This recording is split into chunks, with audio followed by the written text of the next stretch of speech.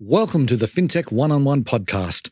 This is Peter Renton, chairman and co-founder of Fintech Nexus.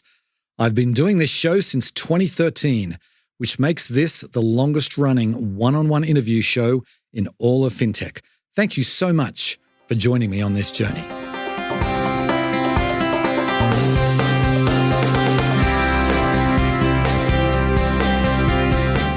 Today on the show, I'm delighted to welcome Anthony Sharett. He is the president of Pathward. Now, Pathward's a super interesting bank. They are really a pioneer in the banking as a service space. They used to be called Metabank before they rebranded. But I wanted to get Anthony on the show because, let's face it, the banking as a service space has been in the news a lot. There's a lot going on, and we try to unpack it all in this interview. You know, Anthony provides his perspective on the state of BaaS, about the reckoning that he saw coming. We talk about the middleware model, and he also provides his kind of risk and compliance framework that they have built at Pathward. Talk about some of the brands they're working with today. We also discuss what it's like for a brand new fintech starting up today, and Anthony provides his advice on how they can really get going and get scale.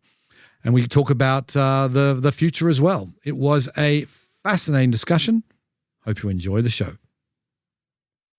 Welcome to the podcast, Anthony. Thanks, Peter. Thanks for having me. It's great to be here. Okay, well, my pleasure. Let's kick it off by giving the listeners a little bit of background about yourself. It looks like you're a lawyer by training, but why don't you give us some of the high points of your career to date? Yes, I am. I've been in the banking industry for pretty close to 20 years, Peter. And I did start out as a bank regulator, as it were, and quickly moved into advising financial services companies, banks, and credit unions, and fintechs, both around litigation and regulatory and compliance. And then quickly migrated to positions inside of financial services companies. I felt like I wanted to be closer to the strategy and the strategic decisions that were being made to serve customers. And now I'm grateful to be here at Pathward Financial, and I'll be celebrating my 5-year anniversary later this summer. All right, great. So then why don't we just talk a little bit about Pathward?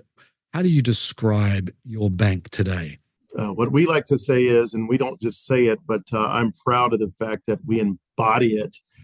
We are a purpose-driven organization. Our purpose is powering financial inclusion for all. Look, we recognize that there are those that are out there that are either unbanked, underbanked, or frankly just underserved. We know there's millions of Americans that do not have access to financial services. So what we do at Pathward is we try to fill that gap, fill a void by providing products and services to those that need it most through partnerships, many fintechs, and who we can work with together to help those in need. When I first came across you guys, you used to be called Metabank. So tell us a little bit about the rebrand there. I mean, obviously we know that we saw that Facebook wanted that brand. So why don't you tell us a little bit about how you went from Metabank to Pathward?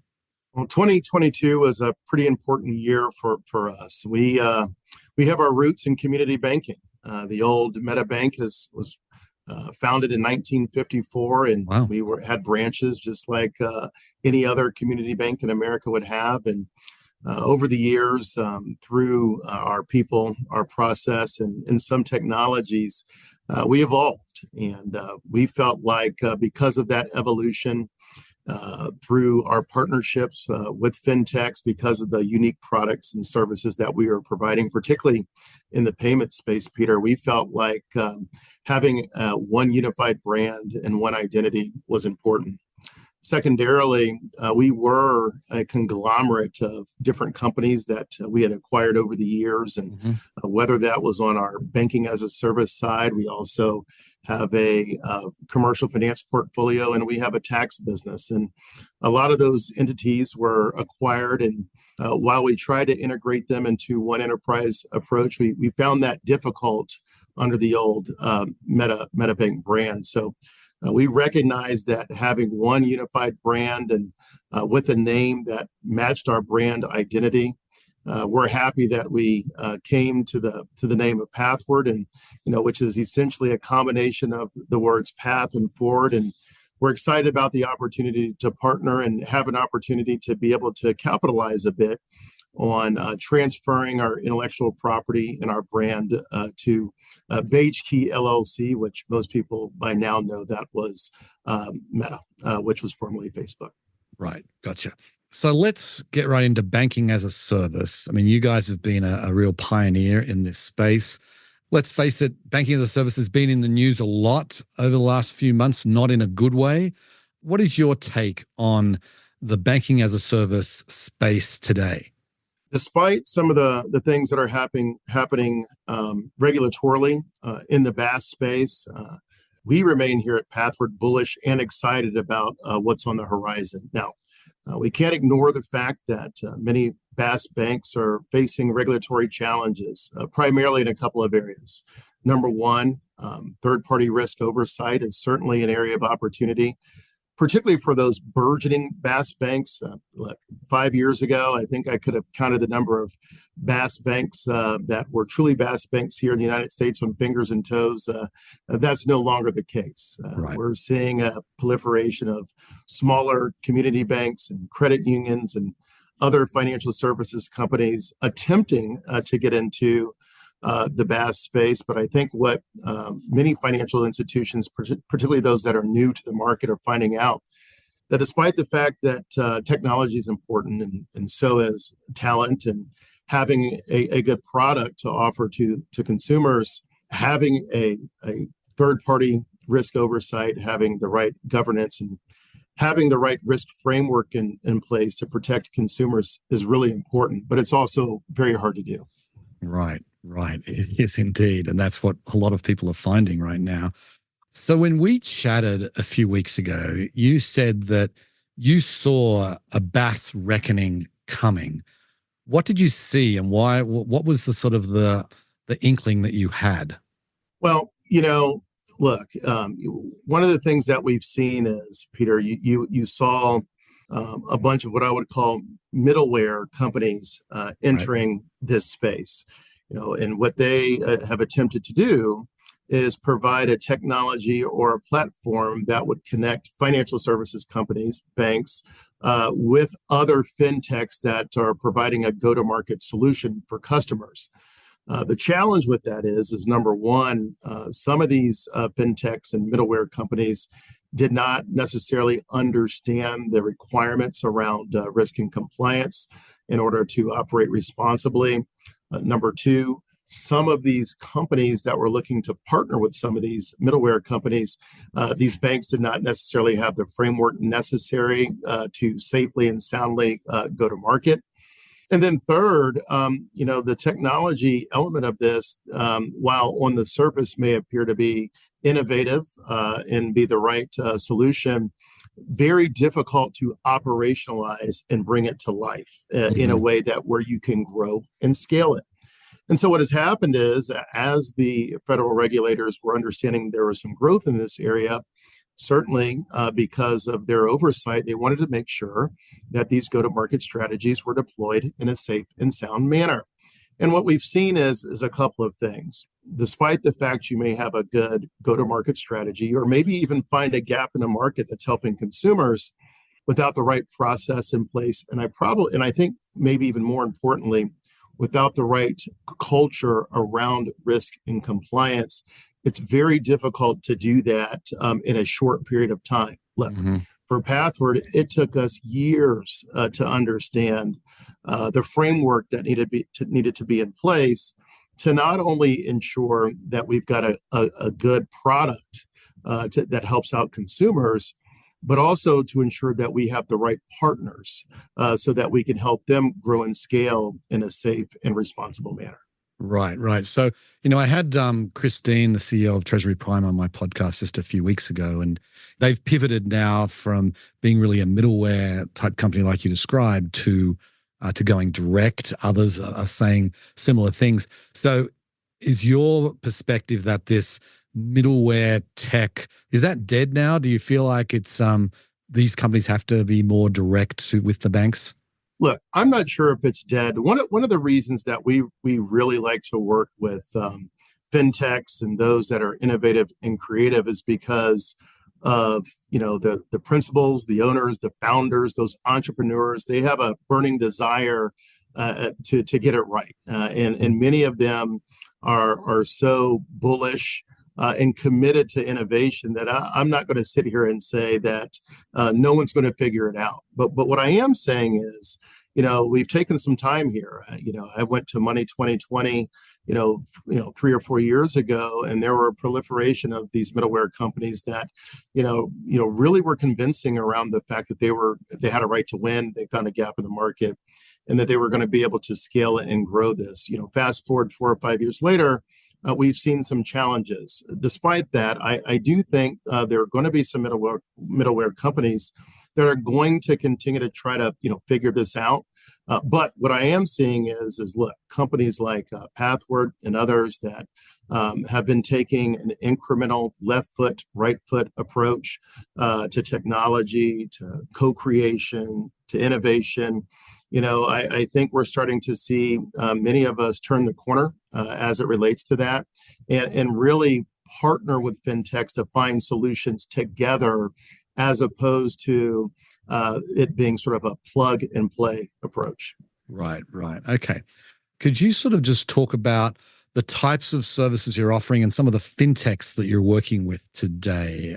Absolutely. We are fortunate because of our risk and compliance framework, because of our ability to co-create with our partners, which frankly, Peter, is a newer capability for us that we're very excited about, using a design thinking approach and other innovation strategies. We have several fintech partners that we're proud of, and I'll highlight a few. Most people have probably heard of H&R Block. We are their sponsor bank, and it's tax season right now. And I believe yesterday was tax day, so timely to talk about them. But certainly we're proud of the fact that we are a sponsor bank of theirs. And, they've got several products and capabilities that are there to provide a more comprehensive approach to banking their consumers. We're proud of the Spruce card product that they have, which provides debit and banking services. Many of the things that they do are at no fees to consumers. So those that come into H&R Block that may want of a more complete banking relationship, the Spruce card allows them to do that, and we're proud of our bank sponsorship behind that. That's one example. Another company that in partnership that I'll highlight is Claire, around the earned wage access space. Claire, a couple of years ago, was named the FinTech of the Year. They had lots of options around who they wanted to partner with, and we're excited and proud of the fact that they decided to partner with us. So, Claire allows frontline workers to earn their wages in a more efficient and streamlined manner. And so, certainly that is providing a service to those that need it, and we are proud to partner with them as well. Another one is Propel. Propel is a Canadian company. They're not even headquartered here in the United States, but they're providing a secured credit product and allowing consumers to build their credit.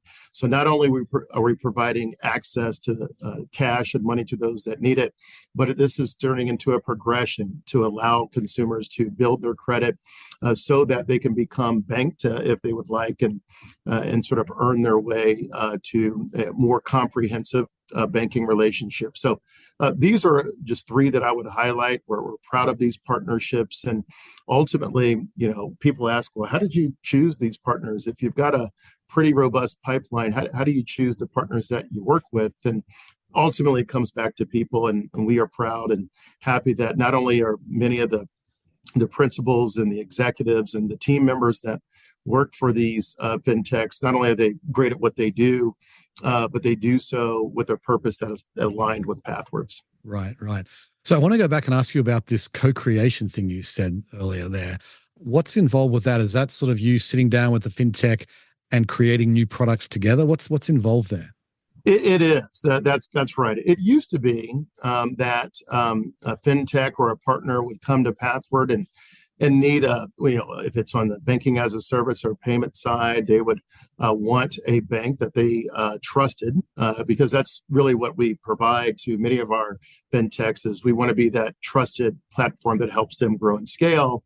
They would come to us and say, we have a product that we believe is meeting a gap in the market and that gives them and us a right to win.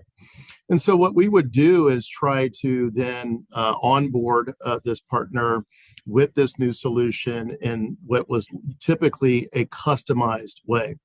What we found is that was created friction for a couple of reasons. Number one, we had to many times fit a square peg in a round hole with how we onboarded and how we launched the product. Number two, there may or may not have been alignment on how to grow the scale of the solution for consumers that needed it. And then three, if there was a change that needed to be made, it was done so in a very customized and what sometimes could have been a disjointed way. So now what we do is at the very front end, using design thinking approaches and also through our product and solutions team, from the outset, we have these teams meet together, most of the time on site, many times for multiple days in a row, where we can sort of sit down, brainstorm, whiteboard around, what are the customer needs that we're trying to meet?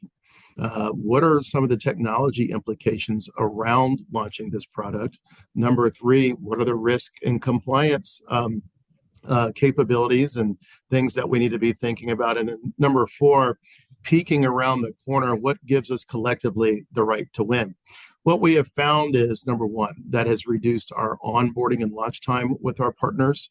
Two, we've been able to think about, attack risk and compliance complexities more upfront instead of being reactive to those. And three, what we have found is from a revenue and profitability perspective, it's been easier for us to grow and scale these products and solutions for customers. So we're and for us, this is now, instead of becoming sort of ad hoc, this is becoming a repeatable process for us, and we're very excited about that. Cool.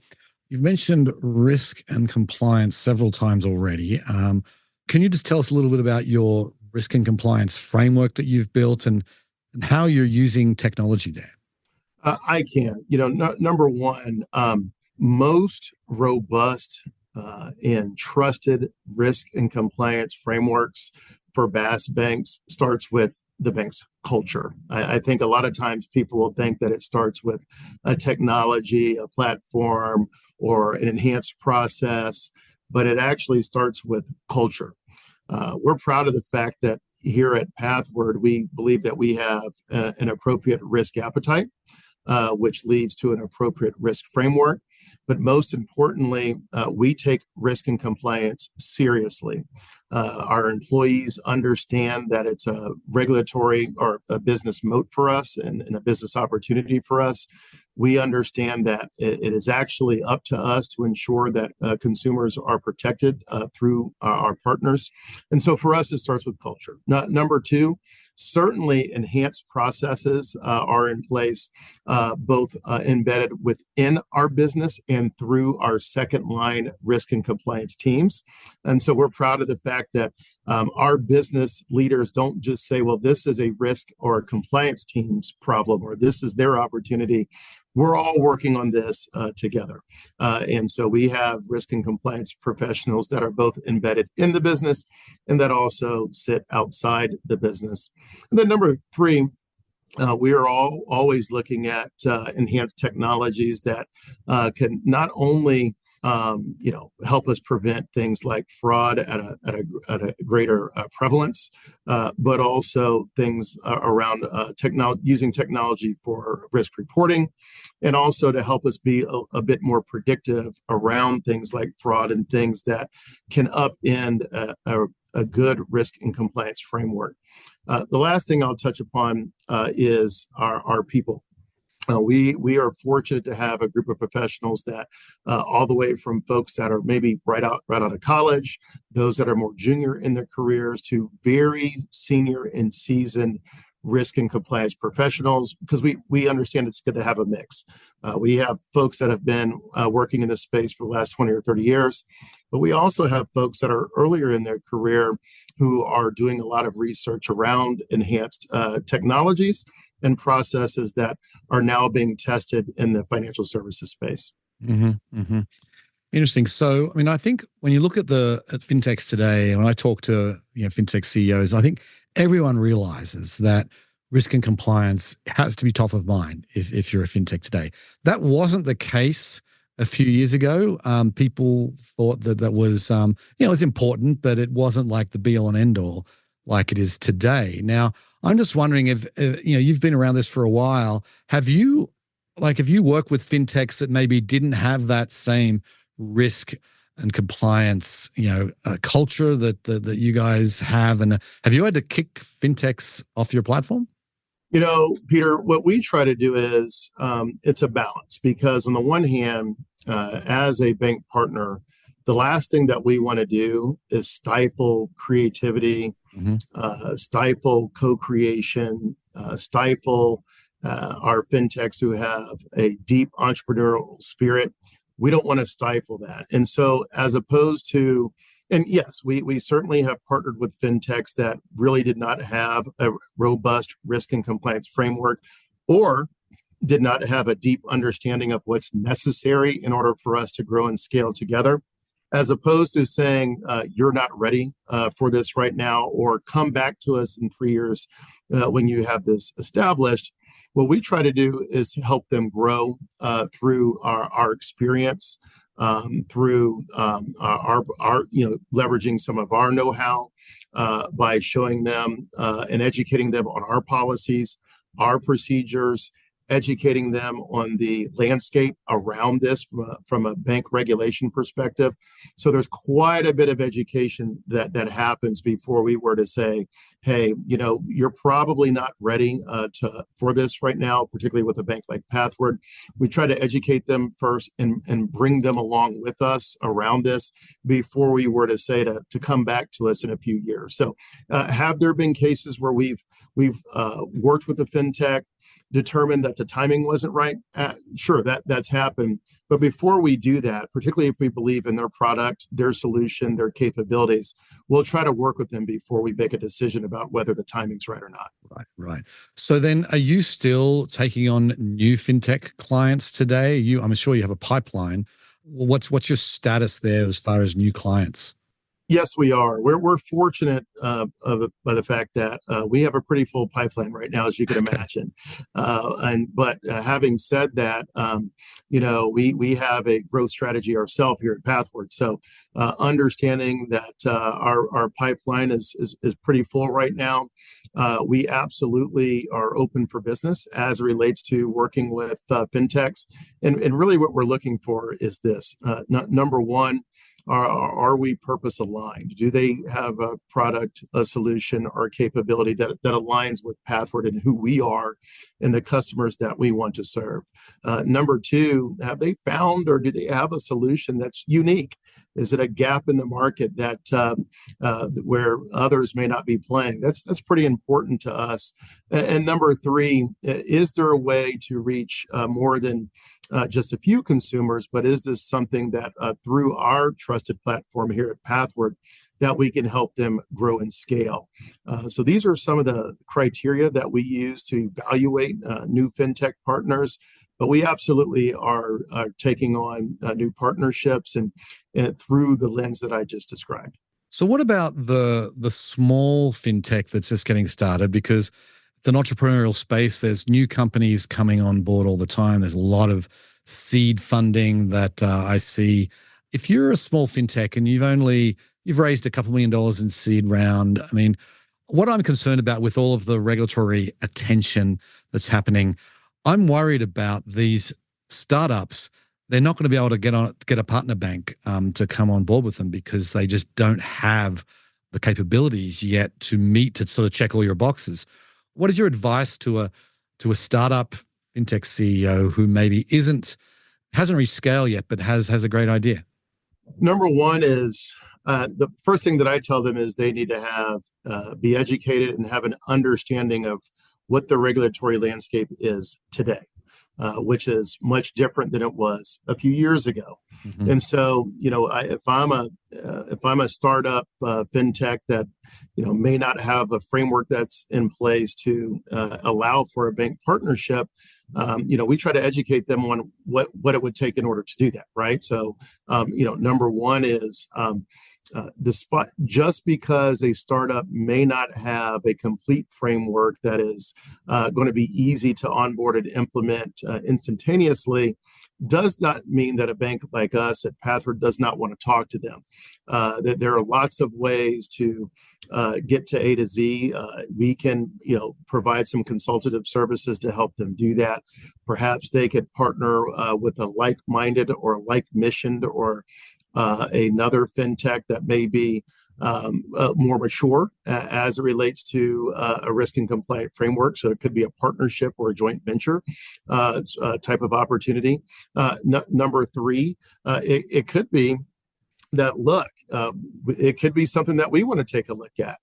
Is there an opportunity that may enhance a capability through a build by our partner relationship? And so I never decline calls when there's a small fintech that just raised a few $1 million in capital, but it has a great idea. I always take that call. I always talk to them, because what we have found is, despite the fact they may not be as mature on the risk and compliance side, it does not mean that there's not an opportunity for us to partner. So are you still seeing a lot of new and interesting ideas coming through? I mean, is the rate of innovation still strong?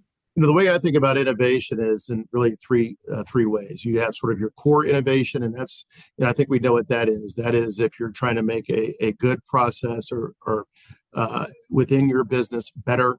Adjacent is sort of, hey, this is innovation that is maybe adjacent to something that's happening, but through a few tweaks or here and there, we can make something go from good to great. And then there's transformational innovation, which is something net new in the market that we haven't seen before.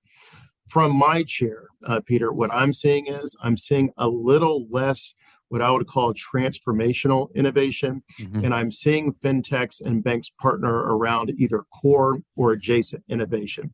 I think some of these concepts that were out there a few years ago that people argued were going to change the entire landscape of the way that customers were going to be banked. I'm not seeing as much of that. I mean, frankly, 3 or 4 years ago here at Pathward, we were talking about, our fintechs, and we saw a lot of literature around this and scholarship and articles.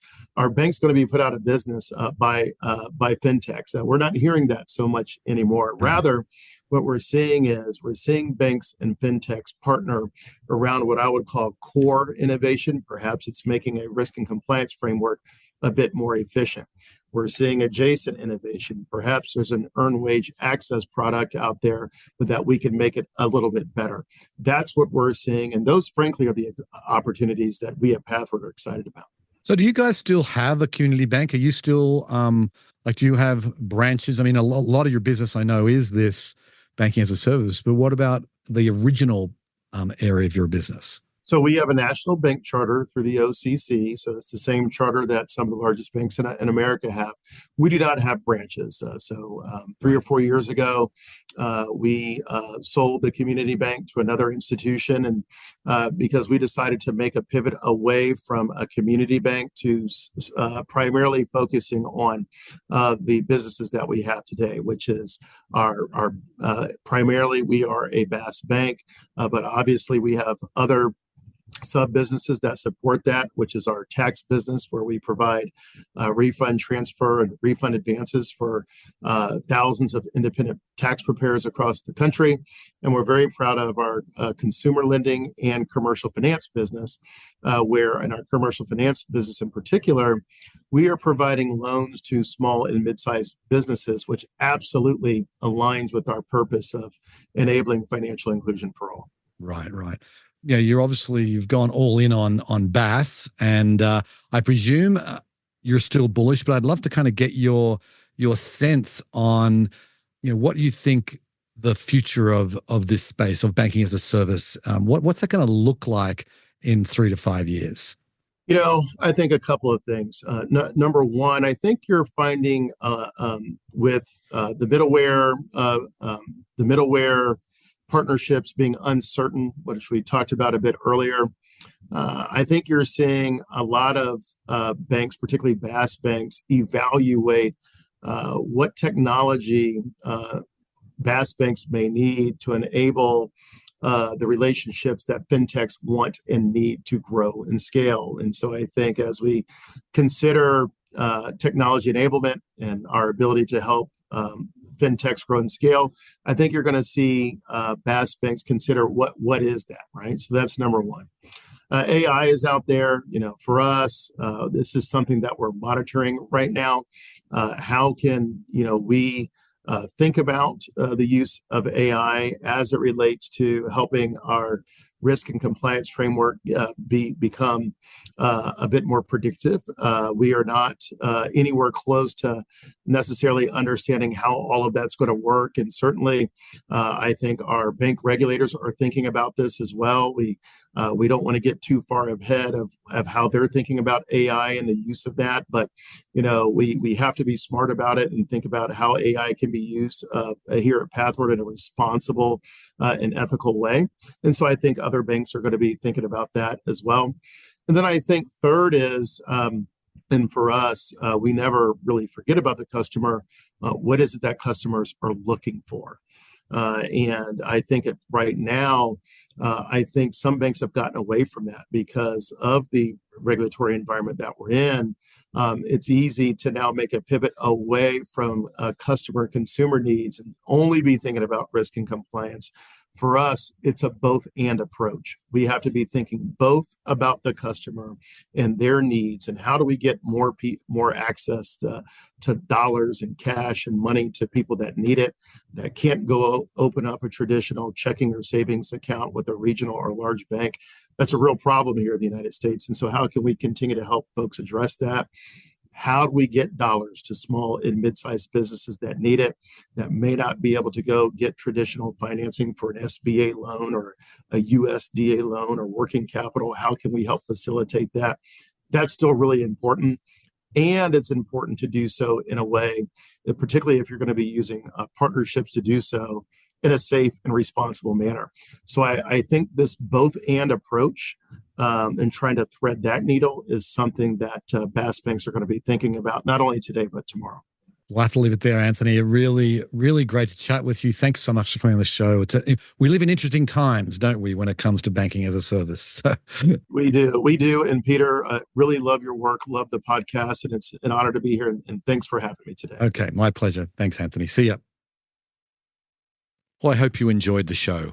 Thank you so much for listening. Please go ahead and give the show a review on the podcast platform of your choice and go tell your friends and colleagues about it.